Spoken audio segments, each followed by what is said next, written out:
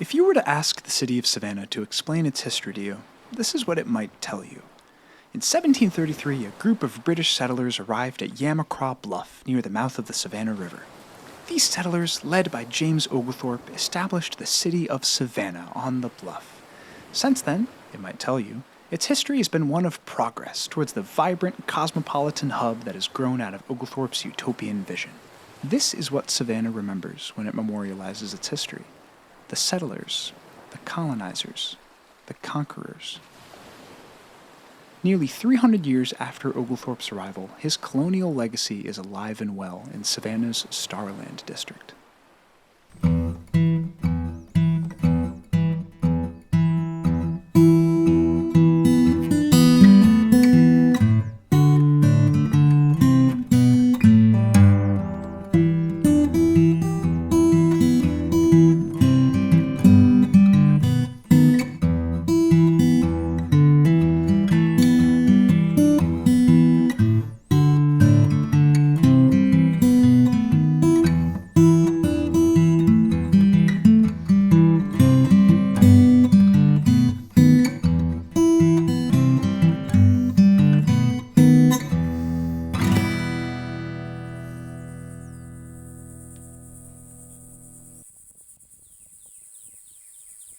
It has been kind of crazy watching Savannah go from the town that I grew up in, which was, you didn't really go downtown except on Sundays for church, and you didn't want to linger past dark because downtown was a sketchy area, and you never would have stepped into the 30 streets, to now this city that has money flooding into it from all over the place.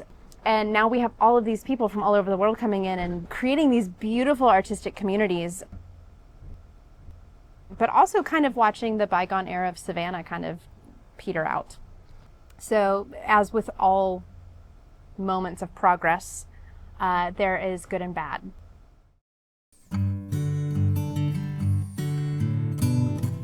I was born in Savannah in 1961, and I grew up just adjacent to the Starland district. Before 15 years ago, if you wanted to get a real meal, you had to go downtown and compete with the tourists and try and find parking and everything associated with that. I remember when Foxy Loxy opened, I was in high school, and it was this really cool little oasis in this part of Savannah that nobody went to. It was considered too dangerous and just nobody spent time in that area. And Foxy kind of led that charge.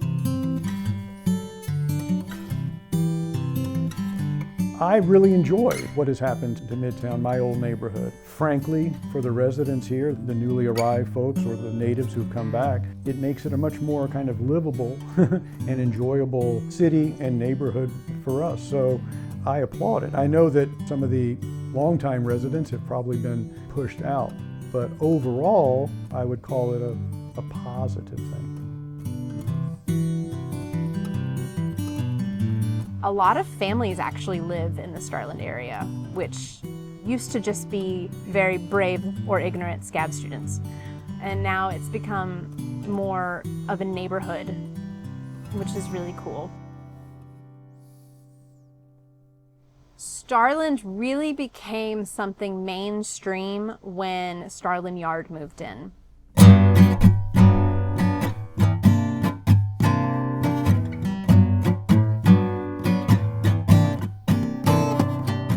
Starland Yard is a food park. We also have rotating food trucks, so there's different food trucks here every day.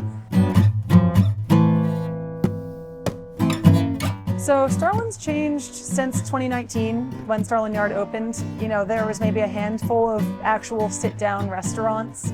I do think our opening was sort of the marker of the sea change, though I don't think it was us, but I think we sort of were at the time when things were starting to move and change.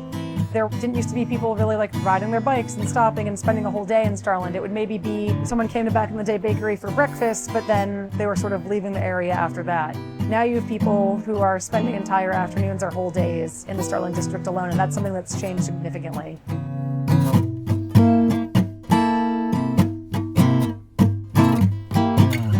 I think largely the change has been good because it has made Savannah a city that you can get a job and you can hold down a job and you can make money and make a living.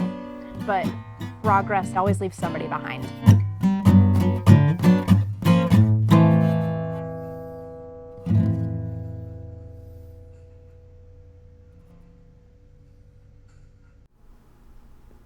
I've lived around the general Starland area all my life, and it was kind of like River Street, a bit of a desolate ghost town for a second, but it still had a bunch of families who were really good people who owned those houses for like generations. But slowly but surely, people around me started getting priced out, and duplexes started to be built, and back then, Starland was just kind of a little art store and a little boutique.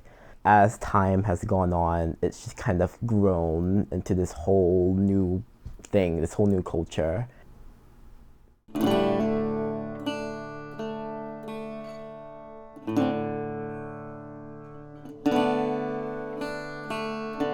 For people who had been there for a long time, who are really struggling to make ends meet, it's been a challenge to continue to make ends meet. And their houses, they don't maybe have a lot of money to put into renovating or even doing needed repairs. And so it's tempting to sell the house, take the money, and then figure out how to improve your life from there.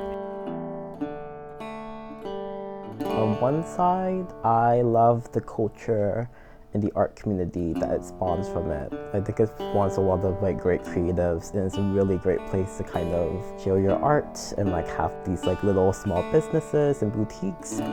But at the same time, there's just kind of always going to be like the side where I know that this used to be like a fully Black-owned neighborhood, and my barber shop used to be there that's now just completely out of business.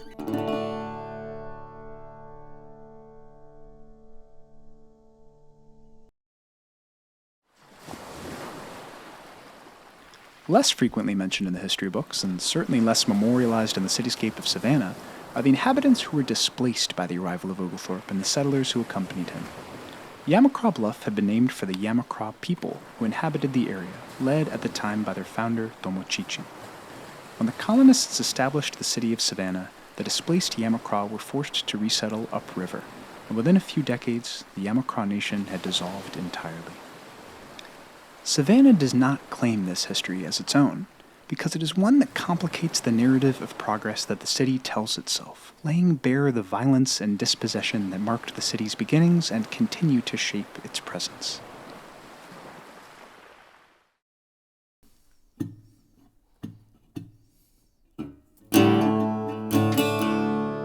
My dad, Ricky Walker, he started this business in 1993.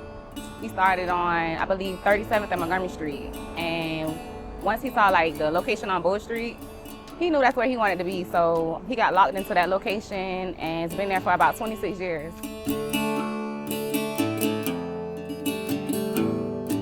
I believe 520 is leaving. I'm not sure exactly when. I know the grocery shop that was next to us, I'm sure have already gone. So yeah, it's a lot of changes coming on. Our Bull Street customers, like, they know we locked in, so they gonna come wherever we go. There's a food bank that a lot of people go to, and it's pretty clear to see people like walking across the street the moment they see like the food bank's open and people start gathering around. Like the people who go there are really friendly. If you wanted to, you could walk down Bull Street and have a conversation with anyone.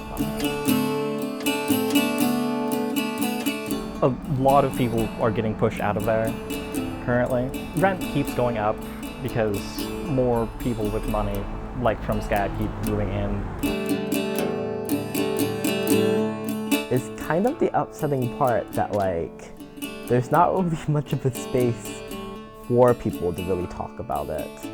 It's kind of just been this quiet replacement that's happened where like slowly you like blink one day and then suddenly this family who used to live across the street from you is just suddenly like gone, and then like that house is replaced and no one really has a place to talk about it. I think that people just think that the area is cute and move there essentially. because that's just kind of all it's really been for most people who like will move to Starland.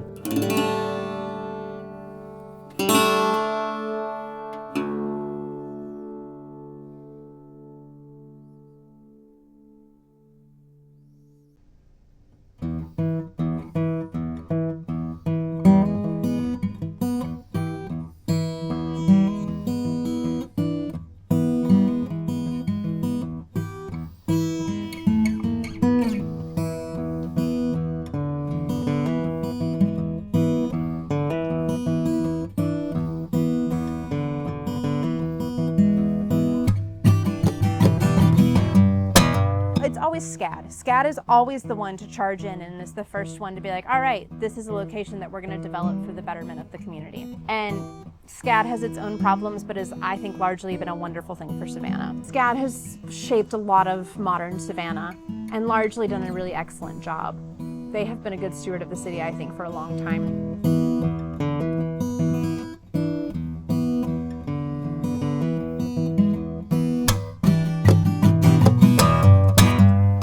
SCAD's presence on the area has been a little detrimental overall because of how many students SCAD takes in. There is a huge pressure on Savannah to be able to house all these students because SCAD can't do it. They do not have the capacity to house all the students that they accept.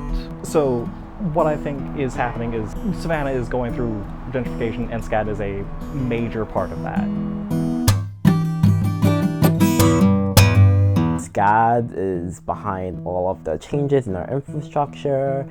They are like a big part of like the boom of tourism. They're where most of the new students are coming from, who goes to Starland and takes up the places that are in Midtown and downtown and all these places. They're usually the ones who are buying out all the communities who used to be here. And SCAD has a way of taking up all the historical buildings and turning them into essentially dorms, and all the other apartments around the city area has kind of become also glorified SCAD dorms.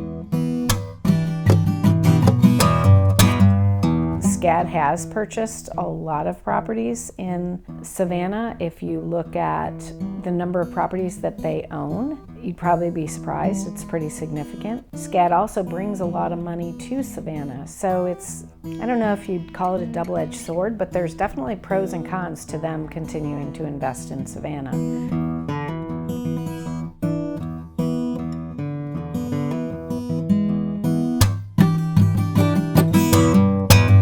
I think that SCAD can bring a lot of good artistic culture. I just wish that it didn't mean sacrificing everything. It has to swallow everything in order to truly thrive in a way.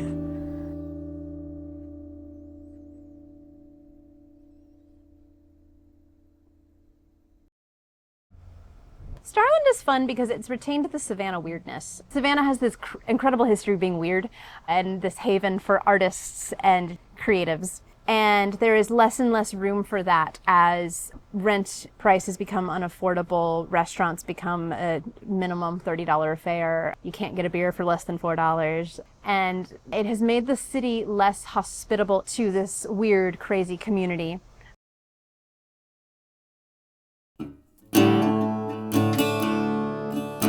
I truly do hope that there will be a way to have Starland coexist along with the original communities, but I fear with the way that things are going, it's not quite possible. We're already way beyond that point, and all I can really do is just watch.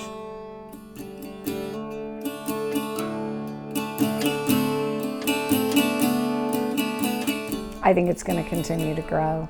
There are continuous projects on Bull Street, but there is a big one that's going in that is going to be housing. But you have other businesses also opening in that area. So it's going to continue to grow and be an attractive place for people to live. It's a good time to buy if you want to buy there before it continues to go up in price. The thing that scares me, honestly, is we were in one of our favorite bars recently and a tourist bridesmaid party appeared, and I was terrified that, oh my God, we've been discovered. I thought this was ours, you know.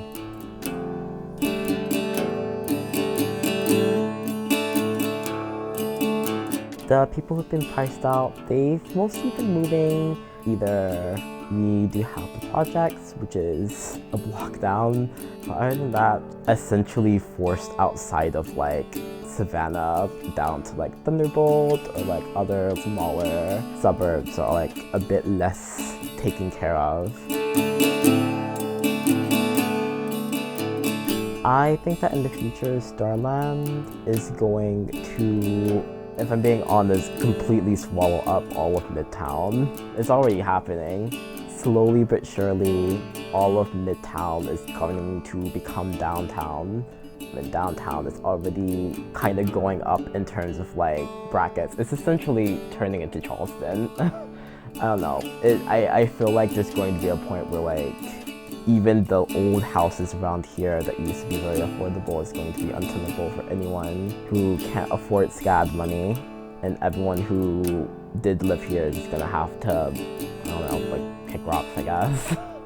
I can't really, it makes me too upset to think about like all of my community torn down in the process of like less than a decade. I don't know. I don't see any of my old neighbors anymore.